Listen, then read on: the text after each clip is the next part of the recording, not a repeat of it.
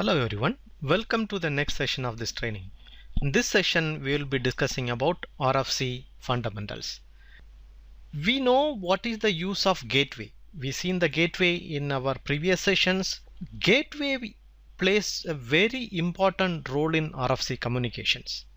The gateway can be implemented in the same SAP system as a service, and gateway also can be a separate system. You can have, if let's say you have a big systems or big landscape where you have quite a lot of SAP systems are implemented or installed in one specific location or one network, then you can have gateway server separately. You can implement gateway server.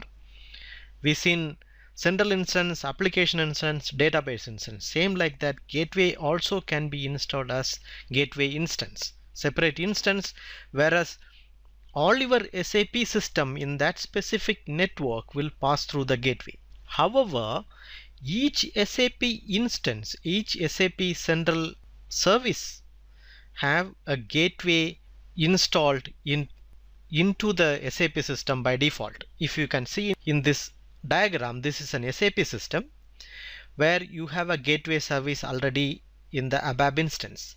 Here also you can see one SAP system where it's only Java instance. There also you have a gateway service. So whenever RFC communicate from one system to another system, either it is ABAP or it is a gateway or it is a Java instance, or if it is a dual stack instance, the communication between one SAP system to another SAP system is through gateway. That means when you call RFC through gateway, it will call the another gateway in the second system. Okay, so gateway plays very important role in our RFC communication, through which you can also control which are all the RFC calls should pass through this specific system.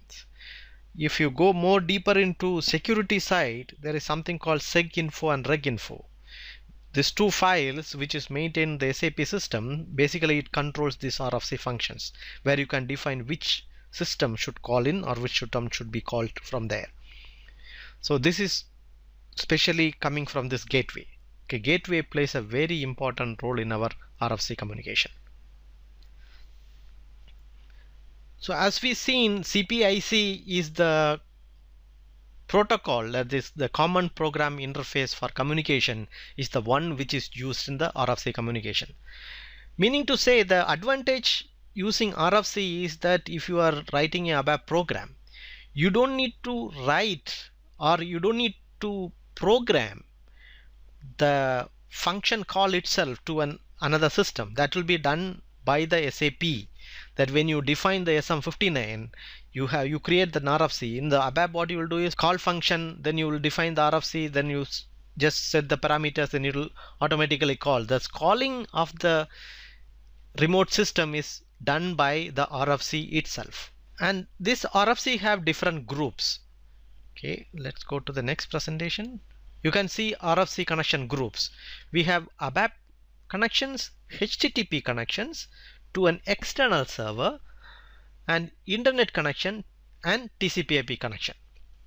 So we have mainly 4 different type of connection. And the next one is common via ABAP driver. And if you go to SM59, we can see this very clearly. If you go to the transaction code SM59, where you can use this transaction code for creating RFCs and maintaining RFCs. Here you can see all the different groups. If you see in each group, you have different RFC connections. So if you go to bigger systems, since our system is new and fresh, we do not have any connections here. The connections you can see is this ECC, it's an internal call. There is no connections at all actually. These are all default connections. So if you see in a bigger system, you will have quite a lot of RFC connections.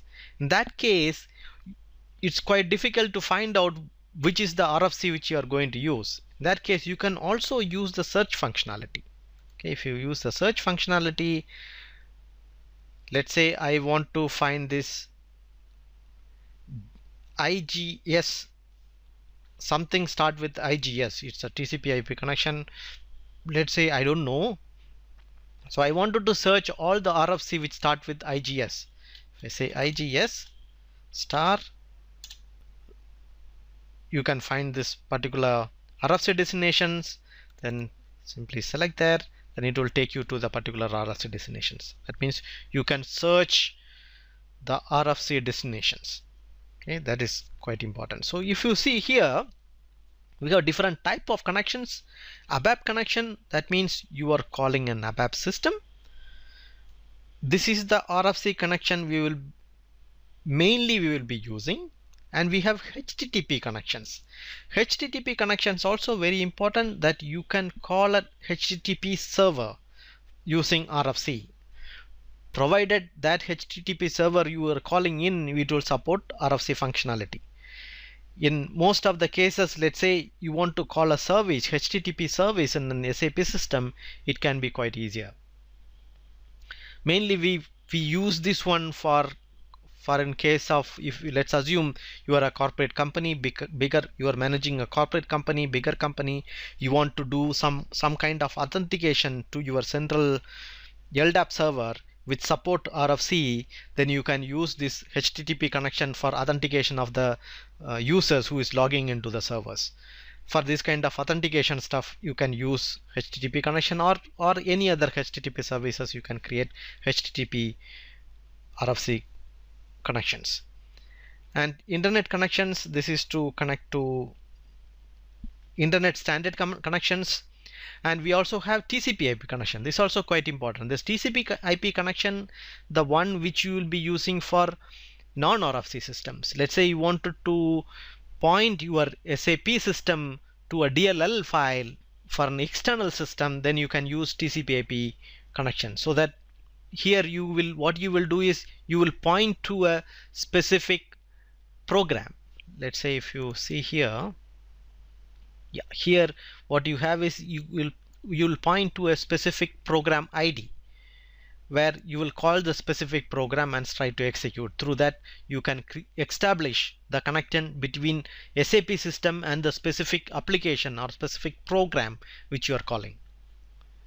That is TCP IP connections, internet connection, HTTP connection. If you see here it will be different, that instead of program ID, generally what you will have is, if you say ABAP connections, let's cancel this one, take any other existing ABAP connection.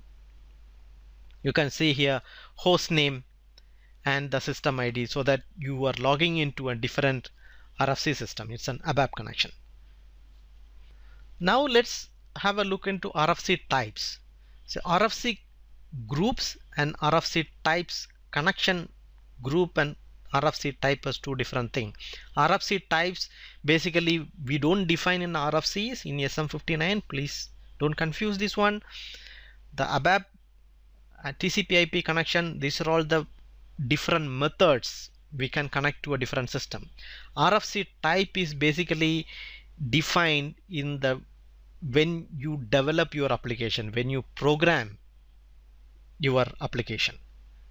Okay, we have four different kinds of RFC types, actually 5 different kinds. One is called background RFCs, but which is not used much. First one is synchronized RFC, for communication between different system and between SAP application server and SAP GUI. The synchronized RFC is used. To establish a synchronized RFC, basically what we need is the two system which is involved in this RFC connection or synchronized RFC connection should be available all time. Let's say, for example, let's take an example of our SAP server and SAP GUI. As soon as the SAP server is down, the SAP will terminate automatically. So it is very mandatory that the synchronized RFC, both the system is alive. Then the next one is asynchronous RFC. In asynchronous RFC, it's same like synchronized RFC, but the parallel processing of selected task can be done in asynchronous RFC. However, this also real-time communication, meaning to say both the systems should be available in order to establish a connection. Same like synchronous RFC, but in asynchronous RFC that you can do parallel processing. That's the main difference here.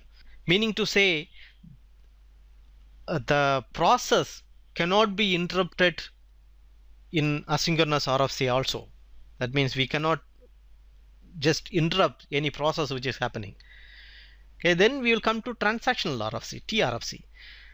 This is special from asynchronous RFC. Transactional RFC ensures transaction-like process. Meaning to say, when you run a transaction in SAP, you have different steps, which needs to be synchronized, which needs to be executed in sequence. So in the transactional RFC, what happens is that you can send information in with a different unique IDs where you can execute an RFC function like a transaction. Meaning to say you can execute in sequence, or we can execute in sequence of calls, we can say. However, there is some disadvantage in TRFCs. TRFCs generally process LUWs. LUW means logical unit of work. Okay, there's each unit. So this logical unit of work, LUWs, is depending on one another. If the activity which you are processing using TRFC is quite a lot, then that can affect the performance of your systems, because TRFC can be executed in sequence, and if you put quite a lot of RFCs in the system, that can affect the calling system as well as the called system. Both can be affected. Then we have QRFC. The QRFC is basically the extension of TRFC, whereas in TRFC you can ensure the transactions are executed in the same sequence as you send it from your actual system. So it goes by the same sequence, by the queue. In transactional RFC, you can, same like it's an extension of asynchronous RFC where you can execute in parallel. However, you are not sure whether you're going to execute in the same sequence as you sent because of the delay or whatever, or the system is not available. You have different IDs which will be created for the TRFCs which can be executed. However, in QRFC, it will be executed in the same sequence which you have released, or same sequence which you called. Okay, that is the difference between QRFC and TRFC. And we have something called background RFC, which is BG RFC. Is basically a combination of TRFC and QRFC. Next, what we will see some resource management. This is very important for us. So what we see in that RFC can be quite, sometimes it can create some problem workload in the systems. So we have to be very clear what resources we are allocating to the RFC. Meaning to say, let's say you have an RFC call from an external system. The external system is trying to call or trying to process quite a lot of information. We can see it here. Let's say this is our SAP system. We have SAP GUI, it's coming to the dispatcher, and we also have message servers, or maybe some another message server coming to the dispatcher. We also have RFC logons which coming to the dispatcher. If let's assume your dispatcher is processing all the RFC calls and giving to the work process, whereas you have specific work process, you have specific number of work process to process the entire data, your SAP GUI information as well as RFC information. Let's assume the RFC information quite higher. So based on the dispatcher activities, keep allocating the work process. If the RFC is not released, and when you call the RFC function, it's a program. It's not like SAP GUI where you execute some transactions or execute some transaction manually by entering in the keyboard. In RFC, it's a program, so it will keep calling different data, so the work process will not be released. So all the work process will be occupied by the RFC, which can be a problem. So for that, how can we manage the RFC that it does not occupy the entire work process? This is very important for basis. One simple method can be, you can have one specific application server given to all the interfaces, so it will occupy only one application server. That is one possibility. However, let's say if the call is quite, the number of calls is quite high, the application server also can be full. In that case, you cannot also even use load balancing and stuff like this. It's quite complicated to give all resources to RFC calls. So in that cases, what we can do, that we have many parameters to manage this RFC calls. The parameter means, let's say you have a maximum dialog work process occupied by one user. You wanted to give some specific value. In that case, if the RFC call coming from one user, so as soon as we seen, when you are calling an RFC, when you are calling an external system, SAP system, you need a user and password. So let's say if the user which is coming in, I say this user can occupy maximum this amount of work process. For example, in our diagram 4 work process, then other work process cannot be occupied by this specific user. That is the best way of managing these resources, so that you can also keep some dialog work process free for SAP GUI or any other activity. So how do we do that? We have many parameters. Let's go to our system.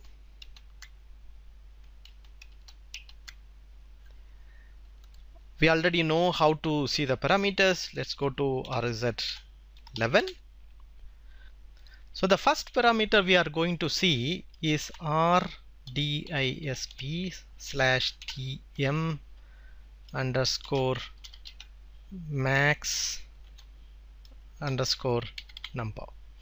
As you can see, this particular parameter specifies the maximum number of users can be logged in the system simultaneously. Okay, let's go to display.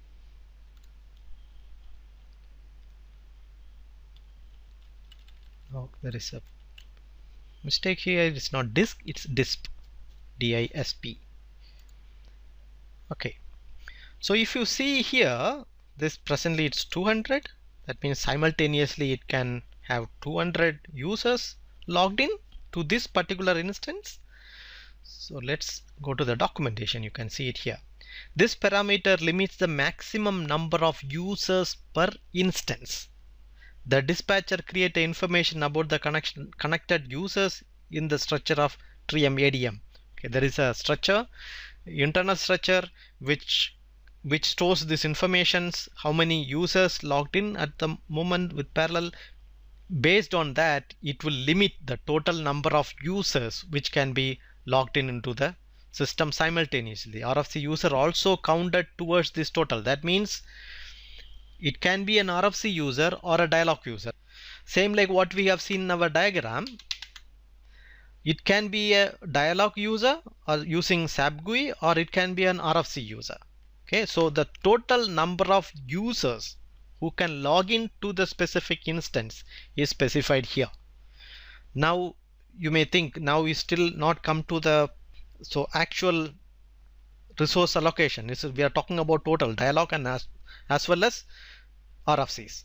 Now we will come to the next parameters. Our next parameter is rdisp, then it is RFC underscore max underscore login.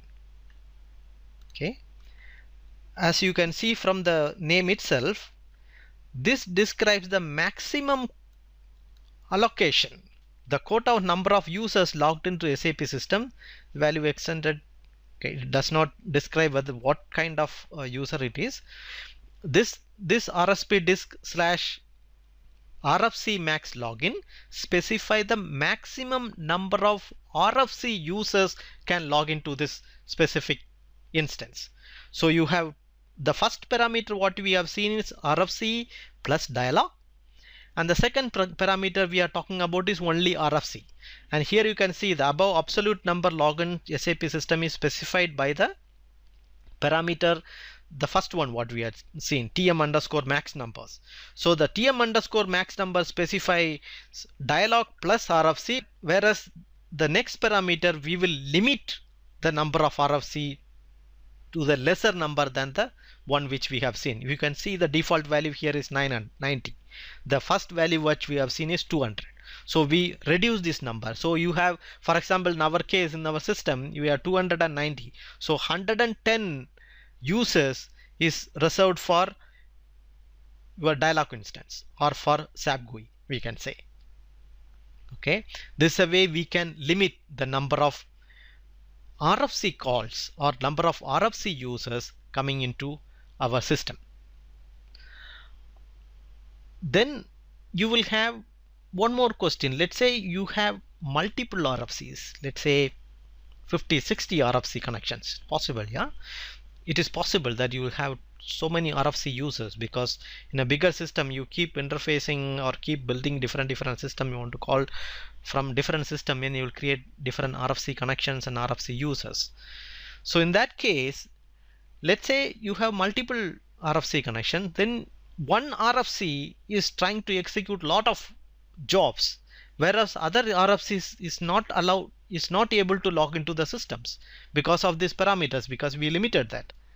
Okay. In that case, what we will do, we have another parameter which is RFC Max One Login.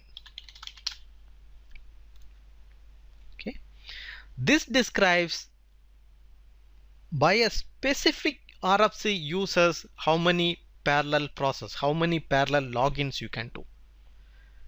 That is RFC One Login. So we have covered almost all the scenarios which we want to specify based on our scenarios. Okay, we can see here it is 25. So if we have 90 in our previous ones, that is the maximum RFC logons available for one user can occupy maximum 25. So at a given point, one specific RFC is creating a lot of parallel process, maximum 25 logins they can have. But we have total 90 logins, which is only for RFC, where you have quite a lot of logins which is free for RFC. Numbers are only an example, so you can manipulate these numbers based on your system capacity, also based on your number of interfaces what we have. Like this, we have many other parameters which is related to RFC. If you see RFC, for example, max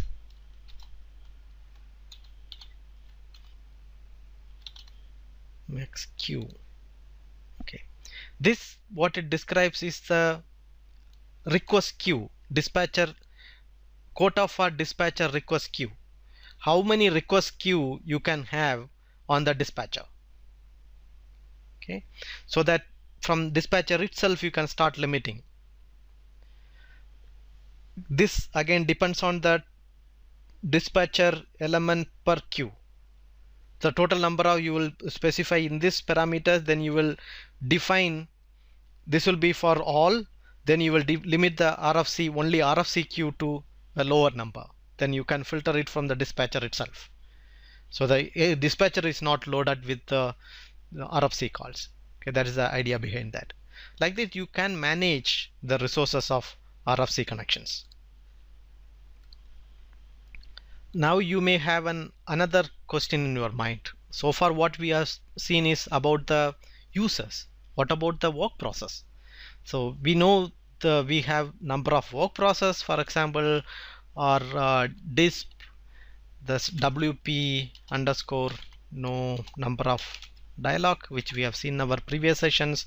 This describes the total number of dialog work process what we have. Can we limit that? Can we limit based on the work process? Still possible. We have another parameters. For example, we have right now 10 work process in total. Let's say if we have another parameter called RDISP RFC underscore minimum wait dialog work process. If we go to this parameter, if you say document, number of dialog work process that should remain free for other users. That means this is RFC minimum wait dialog work process. So if you are calling this particular system which has 10 dialog work process, at least one minimum work process should be kept reserved for other users and are therefore not available for RFC requests. So whenever the dialog users logs in the total number of work process, whatever it may be, this number of work process is not occupied by RFC. In our case, 10 work process, one work process is never occupied by dialog work process. You can see it here. If no more dialog work process available for RFC's request, no further resources are returned to the caller, since the server should be processed for overloading, so that the calling system may get a message and the server is overloaded that you cannot call anymore, because one dialog work process we reserved for our normal users. The above number dialog work process specified by the parameter rdisp/work process number of wp underscore no underscore dialog. So here we will specify total number of dialog work process. Here we will specify the number of work process should be reserved from RFC. This is little bit tricky here. Like this, we have parameters which can help you to tune the RFC calls from SAP systems.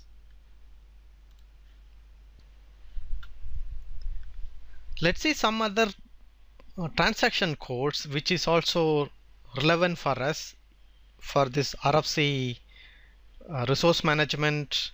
For example, the transaction code is to check the server resource, that is SA RFC. This gives you the resource available in the specific system. Okay, this resources can be changed. For example, if you select this and go to the detail, just say double click and I say, here you can see the resources. The activated is 1, that means whether it is resources active or not active. Yes, maximum number of requests in queue is 5. The maximum number of logon users that we seen from our parameters, which is 90. This maximum number of separate logon per user, that is 25. Maximum number of used for work process is 75. Maximum number of free work process is 1. These are all the parameters which we have seen. Okay, and these values can be changed from here as well. We can simply change this value from here. Okay, this is very useful transaction code in terms of RFCs, but in a larger system, in a good way of doing analysis is that don't change these parameters until unless you are quite sure about that, because this can have another implication, another impact on different systems or different applications. So we have to make sure before you make any changes. And we know SM59, F59 to create RFC connections, and we have SM58 to monitor the transactional RFC. Let's say SM58. Go to SM58. Here you can see the transactional RFCs in the systems, and you can also filter by user. Let's say put for all user for today's transactional RFCs, but this is a fresh system. As I said, there is no interface running, so we don't have anything. We can monitor it like that. If any transactional RFC is like pending because of some issues, then we can delete that particular request from here. You can see the delete button. You can delete it if it is lying there for quite long time. Then we have another, for QRFC we have two transaction codes. We can also monitor inbound as well as the outbound QRFCs. Let's say /n SMQ1. SMQ1 is for outbound RFC. What are all the QRFC which is going out? We don't have anything. You can also see what is waiting in the queue. Okay, meaning to say you created a QRFC to an outbound system, but whether it is reached or is still sitting in the queue, unless it reached there, it will be still lying in your queue. So if it is lying in your queue, that means the destination server, it's not available, or it is overloaded or some reason. Then you can go and find out what is the reason behind that, and you can reprocess it. Otherwise we can delete this queue if it is not necessary, so that the next queue can process it. Okay, the next request which is in the queue can be processed. So this is for outbound queue. Then for inbound queue it is SMQ2. This is for inbound queue, what is coming in. This is also important to monitor.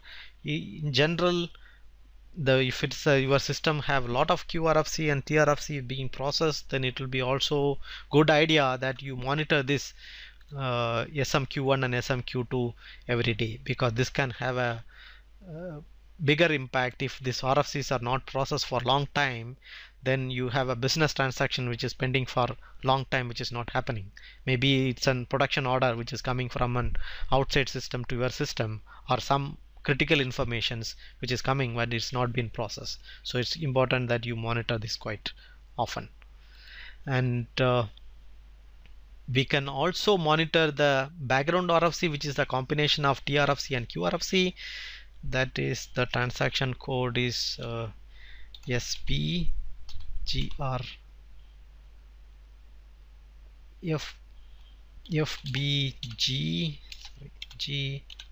RFC mon.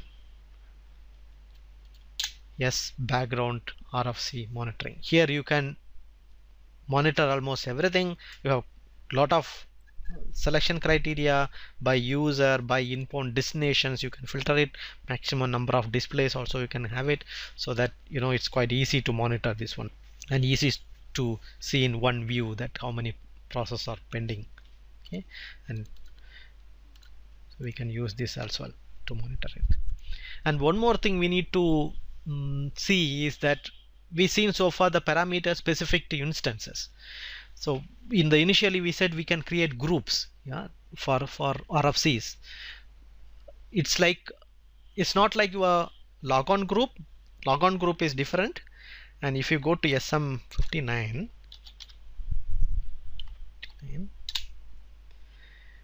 here if we go to extras,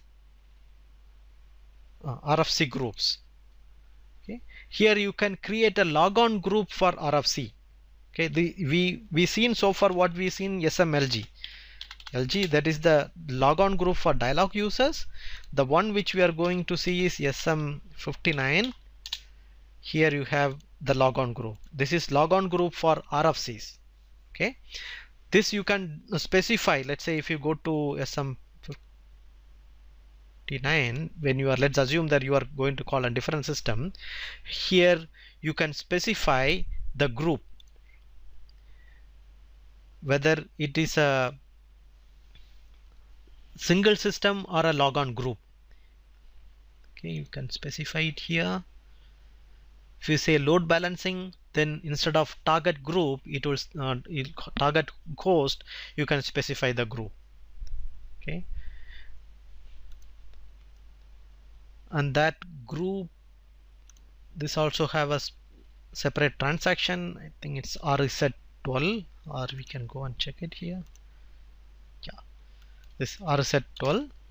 If you go to RFC 12, you can directly come to this specific screen. Yeah, RFC 12.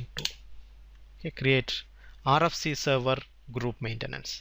Okay, this is also very useful. Let's say you want to have a specific group of servers instead of one instance, you want to give a group of servers only for RFC, then that is also possible.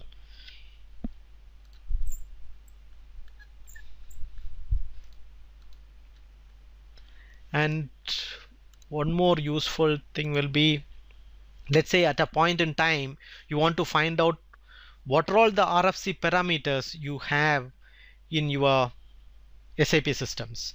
So best way to see is SC38. We know the program reset RS param.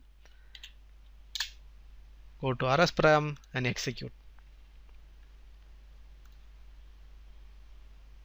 Display. Now if you go to the parameter, always start with rdisp, yeah, and with RFC. This is rdisp.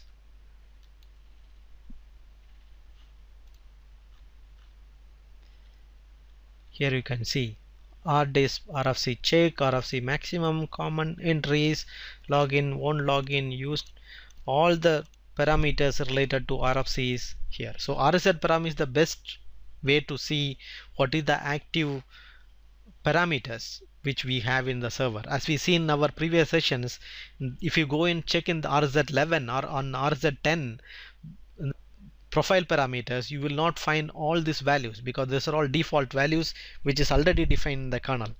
So best way to see is run this RZ param, then it will show you the entire parameters which is available in the server. That's the best way to see it. Or as we've seen, we can also use the SA RFC where the same RFC parameters, basically that's values are coming from this RFC parameters. SA RFC. Okay, these values are anyway coming from the RFC parameters. This is also one way to see. Otherwise RZ param.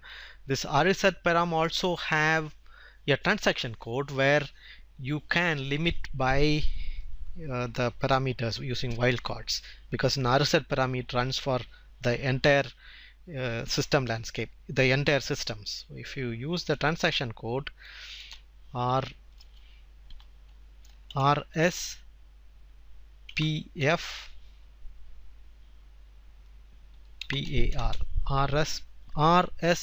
RSPFPAR. This is the transaction code.